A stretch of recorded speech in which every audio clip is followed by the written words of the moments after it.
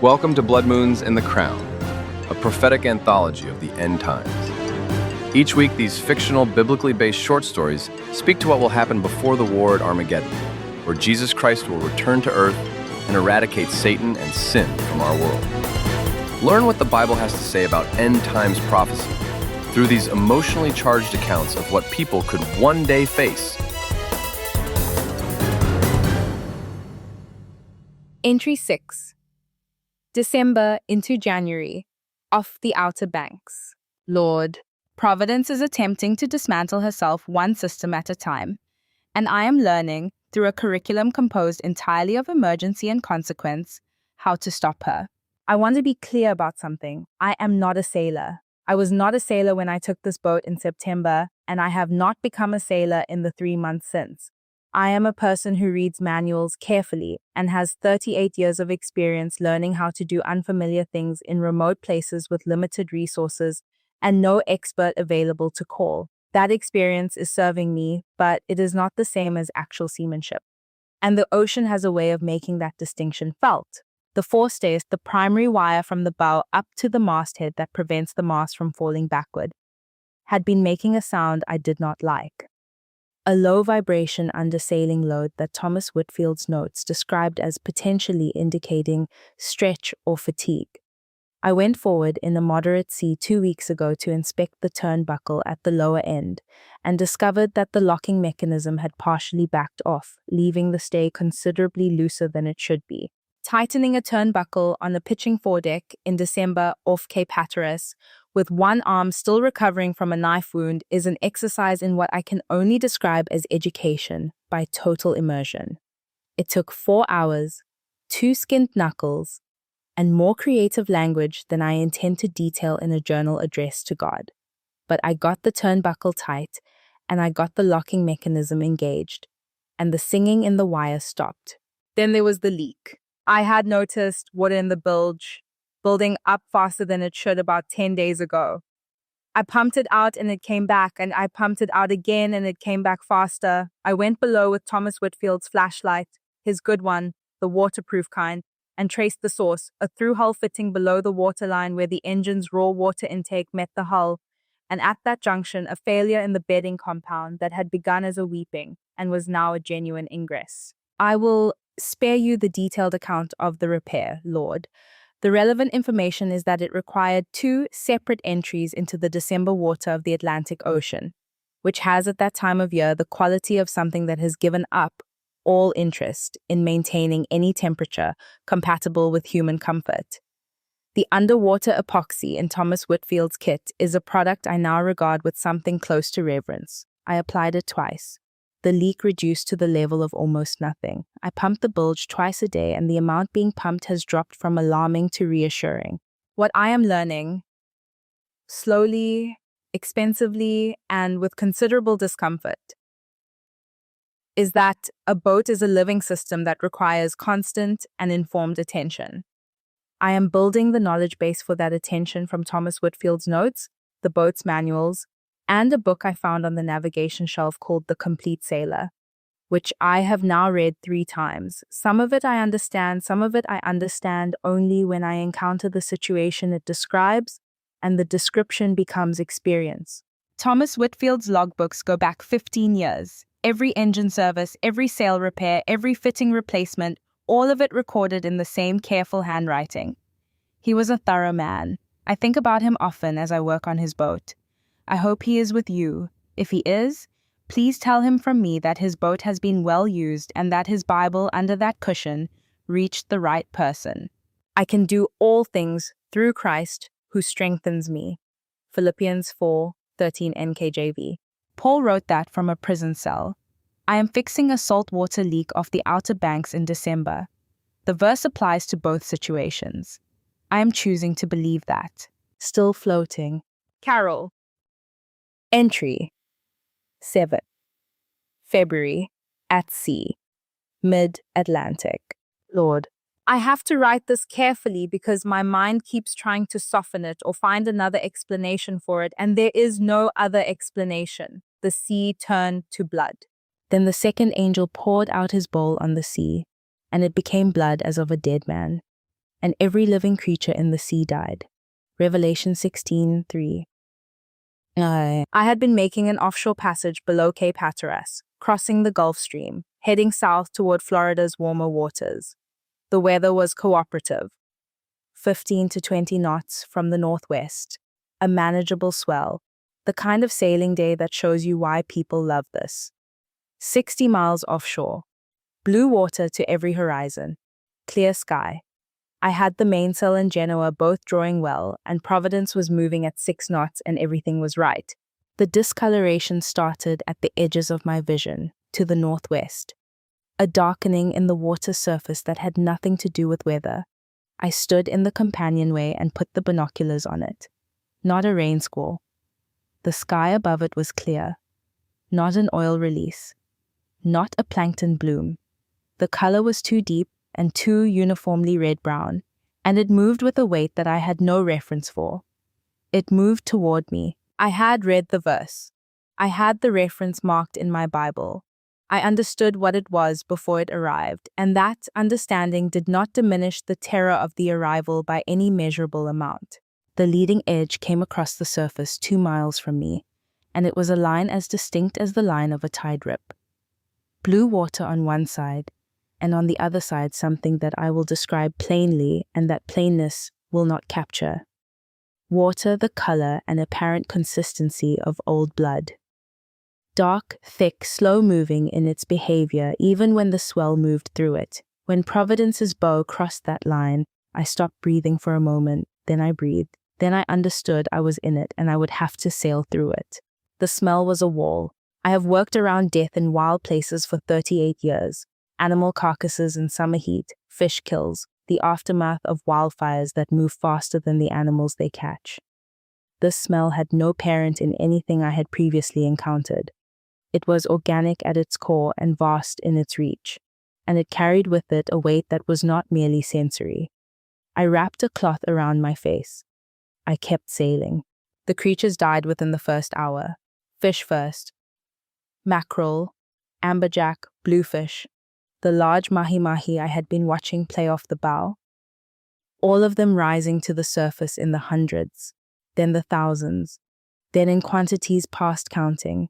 They rose belly white against the red dark water in every direction around the boat. Jellyfish bloomed to the surface in broad pale sheets. A pod of 7 or 8 dolphins that I had been watching ahead of the bow. Gray and fast and alive, the only company I'd had for days, went quiet and rose, and did not move again. All of them, at the same moment. I wept for those dolphins, Lord. I know that sounds small against the scale of what was happening around me, but they were beautiful and alive, and then they were not, and they had made no choices about marks or worship or allegiance to anything, and I wept for them the way you weep for something that cannot be helped. A thought came to me clearly in the cockpit, surrounded by the smell and the red water and the dead creatures. This is justice. Not cruelty, not arbitrary destruction. Justice. The earth has been under the authority of the beast for 5 months now. The people who have taken the mark and worshipped his image have been given every opportunity to reconsider and have declined each one. The earth itself suffers from the rupture between God and his creation that humanity produced, and the dolphins are a casualty of that rupture, and that is a tragedy contained within a justice, and I am choosing to accept the justice even while I grieve the tragedy. I ran the engine for the last 3 hours, not trusting the sails in water that thick, and drove northeast until the water began to clear, and I found the boundary of the changed sea and crossed back into blue. I anchored in the mouth of a Georgia river as the sun went down, and I sat in the cockpit and breathed the clean air of the river, and I did not eat anything that day. Lord, I am trusting you. I want to say that plainly. Whatever your purposes are in all of this, I am choosing trust. But the trusting is not passive and it is not free. The trusting is a daily exercise and sometimes an hourly one, and it costs me something each time I perform it. I think that is what trusting is supposed to cost. God is our refuge and strength, a very present help in trouble. Psalm 46:1, NKJV. Carol. Entry 8, March. Anchored in a Georgia river. Lord, I need to tell you about the illness because I want a record of it and because I believe you were there with me in it, and I want to say so in writing. About 3 weeks ago, I made a mistake that cost me nearly everything. I ran low on water during a dry stretch that lasted 10 days, and I filled my tank from a creek that I filtered but did not boil, operating on the assumption that my filter would be sufficient against whatever that creek contained. It was not sufficient. The illness arrived about 36 hours after I took on that water. It announced itself with cramping that I initially attributed to stress and bad diet, and which I discovered within 2 hours was not that at all. What followed, I will describe only in the broad strokes appropriate to a journal I am writing to God. My body decided to expel everything it had contained in the most complete and comprehensive way available to a human being, and it made this decision with an urgency that did not allow for negotiation. I was at anchor in the Georgia River when it began, which was the first mercy, because managing a sailboat under sail while unable to be more than 3 feet from the head for longer than 5 minutes is not something I could have done. I was stationary, and I stayed stationary. For 8 days, I could hold no food. For 4 days, I could barely hold water. The fever arrived on the second day and climbed to 103.8. Thomas Whitfield's thermometer confirmed this. And the chills that accompanied it shook me hard enough to rattle things off the chart table. I was too weak to stand without holding onto something by the end of the first week. On approximately the 5th day, in the small hours of the morning when the fever was at its height and the river was dark and quiet outside the hull, I calculated with the clear-eyed detachment that a high fever sometimes produces that I might not survive this. I had no doctor, no hospital, no clinic, no person within calling distance who knew or cared that I was here. I had myself, and Thomas Whitfield's medical kit and the electrolyte powder I had been trying to keep down, and God. The calculation sat in me for a while. Then the part of me that has been growing since October, the part that reads Romans and John and Psalms and is slowly, imperfectly building a relationship with you. That part spoke up quietly and said, "It is all right either way. If I recover, I continue. If I don't, I go home. Either way, it is all right." Lord, that was faith. I recognized it by what it felt like. A quietness underneath the fear, a ground floor that did not move when the fever moved, a still point. I have never had that before. I have had stubbornness, which is different. I have had the refusal to show weakness, which is different still. This was something that did not require effort to maintain. It was just there. I prayed in those days, out loud sometimes. I recited Psalm 23, which I had been committing to memory and which I had to reconstruct from fragments. "The Lord is my shepherd. I shall not want. He makes me to lie down in green pastures. He leads me beside the still waters. He restores my soul. He leads me in the paths of righteousness for his name's sake. Yea, though I walk through the valley of the shadow of death, I will fear no evil, for you are with me. Your rod and your staff, they comfort me." Psalm 23, 1-4 NKJV. I was in that valley, and you were there. I was not alone in the dark cabin of that boat, as sick as I have ever been in my life. I was not alone. The fever broke on the 11th day. I woke up soaked to the skin but clear-headed, and the cramps had reduced to a dull ache, and I was genuinely hungry for the first time in 11 days. I made chicken broth from a packet and drank it in small sips, and it stayed down. Then I lay back and closed my eyes and said thank you, and meant it with everything in my body. Recovery was slow, 2 more weeks of careful eating, limited exertion, gentle sailing on easy days. But I am recovered now. I spent yesterday scrubbing the cabin from bow to stern, which felt necessary in a way that had something ceremonial about it. I'm not done yet, Lord, not yet. Carol. Entry 9, April. Off the Florida coast, heading south. Lord, something wonderful happened today. I was anchored in a shallow bay about a mile off the Florida coast. The kind of clear, warm, sandy-bottomed water that turns every shade of green and turquoise in the April morning light. The kind you can see the bottom through from the cockpit 6 feet below. The sky was a deep Florida blue, and the breeze was warm and light and smelled of growing things, rather than burning things. which is a smell I had not been able to associate with the world's general state of affairs for the better part of 7 months. On a genuine, uncalculated whim, a thing I had not experienced since before September, I got out the hand lines and rigged 2 of them off the stern. I baited the hooks with canned shrimp from a tin in the galley, which I was not optimistic about, and dropped them into the green water and went below to make coffee. 15 minutes later, both lines went tight at the same time. What followed was 20 minutes of something I can only describe as pure physical joy, uncut by calculation or worry or the ongoing grey weight of the world's condition. The first fish was a Spanish mackerel, about 3 pounds, silver and green and fast, with the specific muscular stubbornness of a fish that has absolutely made up its mind about where it is not going. I have caught fish before in my life, in the mountain streams of 6 parks. I have never felt about a fish the way I felt about this one. Grateful is not quite the right word. Glad is not quite the right word. It was something that included both of those things and added the pure pleasure of a creature fully alive, doing exactly what it is made to do, in collaboration with another creature pulling back against it.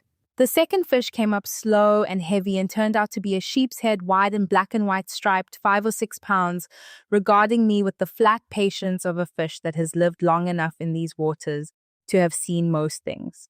Lord, I cooked those fish. I filleted them. Clumsily, with Thomas Whitfield's filler knife and his fish ID guide propped open on the counter for reference. And I cooked them in the cast iron pan with olive oil and garlic from a jar, and the dried oregano from the spice rack. I made rice from the bags in the storage locker and dressed a small head of cabbage in the last of the red wine vinegar. Then I took a plate to the cockpit and I ate in the morning sun with the Florida coast a green line to the west and the Gulf Stream a deeper blue to the east. And it was, without qualification, the finest meal I had eaten in 7 months on a sailboat. Afterward, I sat with my coffee and I talked to you out loud, which I do more and more now, less self-consciously than I did in October. Lord, I said, to the general warm air of the Florida coast, I have a joke for you. Do you want to hear a joke? You did not answer in an audible voice. I took that as a yes.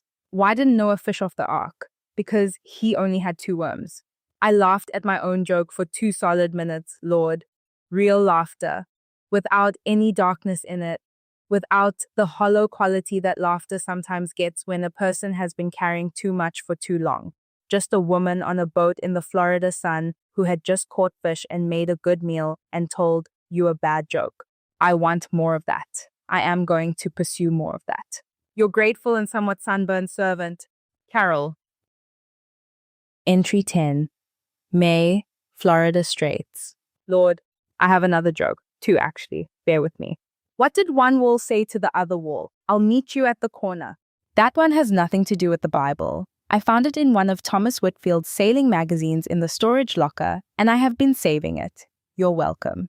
Here is the theological one. How many of the 12 tribes does it take to move the Ark of the Covenant? Just 2, but it's easier with Levites. I'm not certain that's theologically accurate, but it has the shape of a joke, and I'm counting it.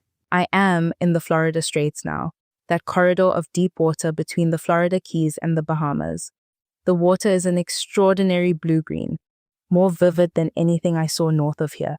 The Gulf Stream runs through the center of it, and the color it produces has no adequate name. I have been staying close to the quayside, anchoring in the shallow protected water behind the islands when the wind is against me, sailing on the days it cooperates. The quays have changed, as everything has changed. The marinas are empty, or nearly so. The towns have the particular quality of places that were crowded and noisy and full of motion until very recently and are now still and populated only at the edges. I see people.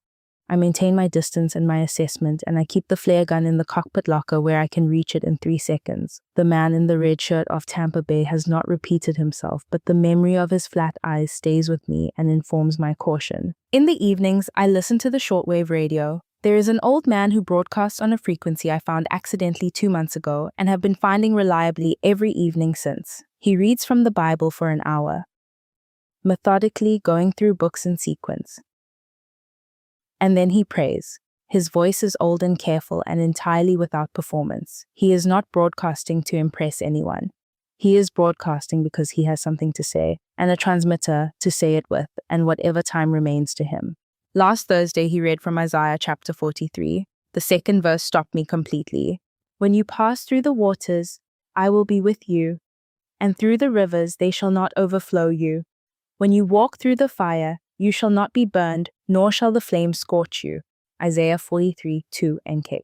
When you pass through the waters, I have been passing through the waters for 7 months now, Lord, and I have not been overflowed. I had a knife in my shoulder in Maine, and I was not overflowed. I sailed through a sea of blood off Georgia, and I was not overflowed. I was sick in a river for 11 days, and I was not overflowed. The promise was made to Israel, and I am claiming it as a 67-year-old retired park ranger on a potentially stolen sailboat. And I do not believe that claim is beyond your generosity. The radio reports are getting darker. The man in Brussels, the world's new authority, the one whose name I hear with increasing reverence in the official broadcast, is consolidating his control over the remaining governments. The mark system is now global, from what I can piece together. The persecution of those without the mark is no longer subtle. It is organized and intentional and moving faster than I had expected. I am going to put the radio down now and watch the stars come out over the straits and count the day's good things.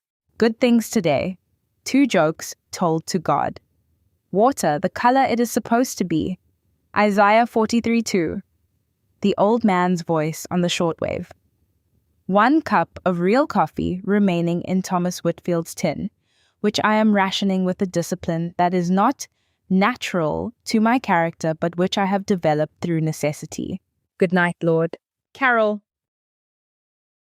Thank you for joining us today.